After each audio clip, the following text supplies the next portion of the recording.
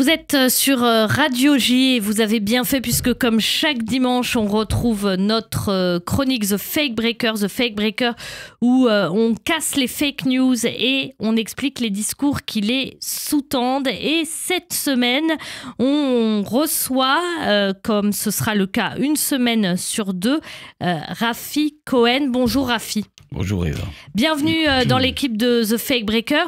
Alors, cette semaine, avec vous, on parle de colonisation et pour ça, vous vous êtes adossé à une très belle exposition au musée d'art moderne de Tel Aviv, celle de Netta Lieber-Schaeffer, sur les différentes alternatives territoriales pour une patrie des Juifs depuis la fin du 19e siècle jusqu'au sionisme de la fin du 19e siècle. Vous êtes donc allé voir cette exposition en Israël la semaine dernière et vous l'avez choisie car elle vous donne l'occasion de nuancer pour le moins l'accusation de colonialisme que l'on entend de plus en plus fréquemment ces derniers temps à propos du sionisme et de la terre d'Israël.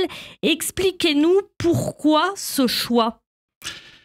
L'exposition de Netta Lieber-Schaeffer qui s'appelle « Espoir brisé et chemin non emprunté » à Tel Aviv et qui est très très belle jusqu'au 26 décembre. En fait, elle nous invite à une réflexion talmudique de l'histoire. La perception que nous avons de l'histoire, nous dit l'artiste, et là je la cite, cette perception rend difficile de trouver les différences solides entre un événement historique et un potentiel événement historique non réalisé. C'est très joli, elle dit, et là je la cite encore, « Les idées historiques non réalisées sont comparables aux ombres des événements qui ont brillé dans le ciel de l'histoire. » C'est-à-dire qu'elle élève à un rang perceptible les éventualités historiques qui n'ont pas été choisies ou bien qui n'ont pas été suffisamment importantes pour que la mémoire sélective de l'histoire s'en souvienne.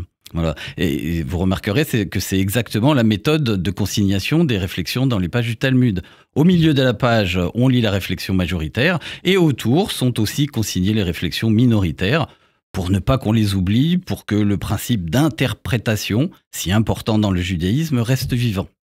Et alors l'artiste a donc réalisé au fusain des dessins monumentaux et très très beaux qui font 6 mètres de long par 3 mètres de haut, où elle a dessiné des barques très légères dans lesquelles sont représentés les acteurs des différents courants juifs de diaspora et des différents courants sionisme à l'époque du Yishuv. Par exemple, la vision d'Herzl, celle du Bund ou celle du courant cananéen, etc., etc.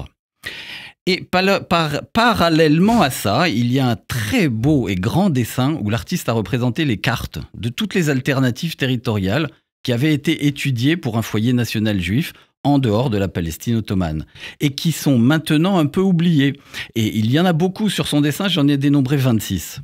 Alors, on a souvent en tête le Birobidjan ou l'Ouganda, mais il y a aussi eu la Rhodésie, par exemple, l'Argentine, le Mexique, le Suriname, etc., etc.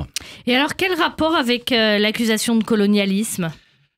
Eh bien, c'est simple. En regardant tous ces beaux pays potentiels pour un foyer national juif, je me suis reposé la question du colonialisme et je suis allé lire la définition du Larousse qui l'exprime comme ça.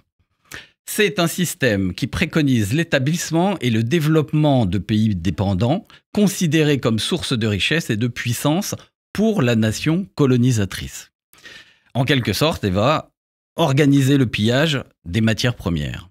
Et là, je me suis dit que toutes les autres alternatives territoriales qui furent un jour considérées pour créer un État juif et qui sont représentées là par Netta Lieber-Schaeffer auraient été beaucoup plus rentables que cette petite langue de terre insignifiante, minuscule, dangereuse et quasi inculte à l'époque.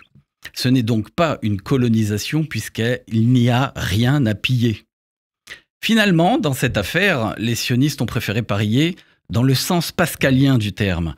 Vous savez, Blaise Pascal, ce philosophe très religieux du XVIIe siècle, ce mathématicien, inventeur génial de machines de toutes sortes, qui disait à propos de son Dieu, « On peut se dire que la probabilité de l'existence de Dieu est assez faible, mais mieux vaut y croire et le louer parce que s'il n'existe pas une fois mort, on ne perd rien, alors que s'il existe, on gagne la vie éternelle. » Le pari de la Palestine ottomane pour tenter de créer un foyer national juif était lui très risqué et les probabilités de réussite étaient finalement assez faibles.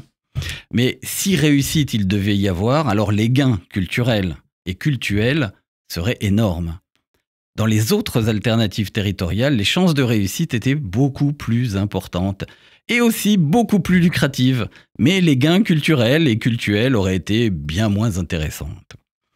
Le pillage, qui est donc la seule raison du colonialisme, n'intéressait pas les sionistes, puisqu'il n'y avait rien à piller. C'est ce que les Occidentaux ont du mal à intégrer, parce que l'avidité du gain et le besoin insatiable de consommation de tous les colonisateurs de l'histoire occidentale les empêchent de comprendre pourquoi un groupe humain peut fantasmer pendant 20 siècles et finalement se donner corps et âme à une terre ancestrale sans matière première qui n'avait à la base aucune valeur économique.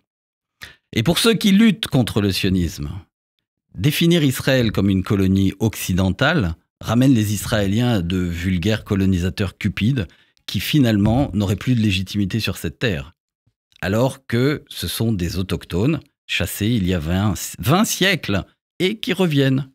Voilà. L'exposition de Netta Lieber-Schaeffer au musée d'art moderne de Tel Aviv est visible jusqu'au 28 décembre et je vous conseille fortement d'y aller si vous avez l'occasion. Merci beaucoup Rafi Cohen, qu'on retrouvera désormais une semaine sur 2 avec Jean-François Strouf chaque dimanche pour The Fake Breaker. Merci beaucoup. Merci à vous.